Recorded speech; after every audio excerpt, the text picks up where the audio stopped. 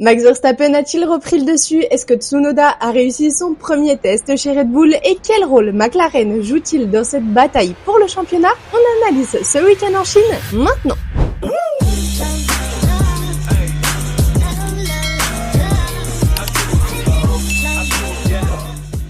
Dernier week-end avec un réveil qui sonnait assez tôt, on s'est retrouvé au Japon sur le circuit de Suzuka qui est généralement très apprécié des pilotes parce qu'il demande une très bonne technique avec des enchaînements assez rapides sur un tracé de 5 km 807 où Tsunoda jouait d'ailleurs son Grand Prix à domicile. On va bien évidemment revenir sur les points marquants et sur les faits de ce week-end, mais en attendant, dites-moi en commentaire qu'est-ce que vous avez pensé de ce week-end.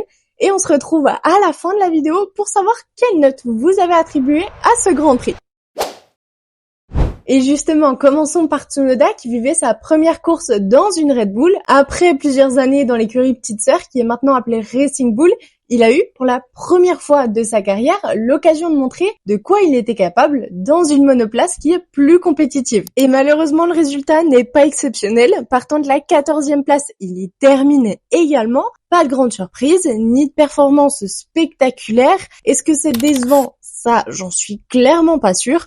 Pour l'instant, c'est très compliqué de voir comment il s'adapte. Attendons le week-end prochain, mais ça confirme quelque chose qu'on pense tous. Ce deuxième baquet chez Red Bull est vraiment problématique. Aucun pilote n'arrive à coller aux performances de Max avec la même voiture. On se retrouve toujours avec un écart d'environ 10 positions, ce qui est assez conséquent. Est-ce que Tsunoda arrivera à se détacher de ce sort et à performer un peu plus dans la Red Bull? Ça, l'avenir nous le dira, mais vous, dites-moi en commentaire qu'est-ce que vous pensez de ce sujet. Je serais très curieuse de lire vos avis. Et en attendant, je vous propose qu'on passe à Verstappen. Là où certains s'attendaient à un week-end plus discret, il a encore une fois démontré son incroyable talent de gestion et d'adaptation. Si on regarde bien, depuis le début de la saison, il a du mal à trouver son équilibre avec la voiture et beaucoup moins à l'aise que ce qu'on avait pu voir auparavant. Mais Max a su s'adapter et gérer cette course, son rythme et ses stratégies pour aller chercher une nouvelle victoire. Alors cette performance, elle paraît pas incroyable au premier coup d'œil, mais si on y regarde d'un peu plus près, ce qu'a réalisé Max ce week-end est assez beau à voir. La constance et l'intelligence dans sa gestion de course étaient impressionnantes et c'est bien là où il se distingue des autres. En allant arracher cette pole le samedi, il s'assure déjà d'un bon positionnement pour le départ et sur ce circuit très exigeant, il n'a pas cédé un instant à la pression des deux McLaren derrière lui, qui on le sait ont un rythme de fou cette saison, se concentrant sur sa gestion et restant focus, il décroche cette victoire avec énormément de mérite selon moi. Et puisqu'on parle de McLaren, j'en profite pour rebondir sur ce que je disais la semaine dernière à propos des batailles et de la gestion entre les deux pilotes. Sur cette course, les doutes se sont clairement confirmés avec des choix stratégiques qui sont clairement à questionner. L'équipe a encore une fois privilégié Lando Norris, même si Oscar Piastri semblait avoir un meilleur rythme à partir du milieu de course. Ce choix de favoriser Norris commence à être un peu plus évident, mais font-ils vraiment le bon choix? Piastri aurait peut-être pu aller jouer face à Verstappen, alors que Norris devant avait déjà eu sa chance. Dans ce cas, on peut se demander pourquoi l'équipe n'a pas laissé Piastri passer pour qu'il puisse tenter, lui aussi, quitte à laisser repasser Norris en fin de course si vraiment il n'avait pas réussi. On en revient forcément à la même problématique. McLaren va devoir gérer tout ça et savoir quand privilégier l'un ou l'autre. Mais selon moi, la plus grosse question qu'ils doivent se poser en ce moment, c'est vraiment de savoir s'ils veulent assurer un titre pilote ou un titre constructeur, parce que ça va forcément influencer leur manière de gérer les choses et leur stratégie pour les deux coéquipiers. En tout cas, les incohérences commencent peut-être à s'installer. Vous, dites-moi ce que vous en pensez, mais surtout, dites-moi, selon vous, est-ce que McLaren a bien fait de privilégier Norris sur cette course ?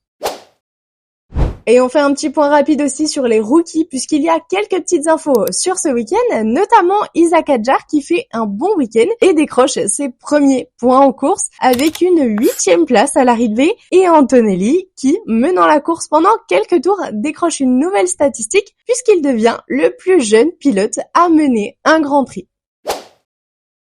Et le dernier point que je voudrais aborder cette semaine, c'est la lutte pour le championnat qui, disons-le, est déjà assez serrée. Max Verstappen et Lando Norris ne sont séparés que par un petit point après ce week-end. Et c'est assez fou de penser qu'après une saison où Verstappen dominait complètement et une autre où Norris n'a pu se mêler à la bataille qu'à partir du milieu de saison, il est là, bien plus proche qu'on l'imaginait et dès le début. Et c'est vrai qu'après 3 courses seulement, les 2 pilotes sont déjà au coude à coude et ça promet pour la suite. Cette saison est vraiment en train de devenir plus palpitante que jamais, avec une bataille très serrée pour le titre. Et je vous l'ai déjà dit, des batailles absolument à tous les niveaux et ça, c'est incroyable. Alors on verra si Norris continuera à profiter des performances et du soutien de l'équipe et si Max va profiter de cette victoire pour se relancer dans la course. Alors si on conclut ce week-end, Tsunoda a encore du chemin à parcourir avec la Red Bull. Verstappen continue de montrer son incroyable maîtrise, McLaren semble faire des choix stratégiques forts et la lutte pour le championnat devient de plus en plus excitante, même si l'on reste sur un Grand Prix que vous n'avez pas l'air d'avoir beaucoup apprécié puisque vous avez mis la note de 4 sur 10. Ne vous inquiétez pas, la semaine prochaine, on sera sur le circuit de Bahreïn où les tests de pré-saison avaient eu lieu. Les équipes connaissent donc un peu les performances des monoplaces sur ce tracé, un peu les conditions. C'est un endroit auquel ils ont vraiment l'habitude. Donc ça devrait amener un week-end qui est un petit peu plus intéressant. Mais en attendant la semaine prochaine, n'hésitez pas à me dire en commentaire qu'est-ce que vous avez pensé de ce week-end. N'oubliez pas de liker la vidéo et de vous abonner pour ne rien manquer de l'actualité de la F1. Et moi je vous dis à très vite pour une nouvelle analyse.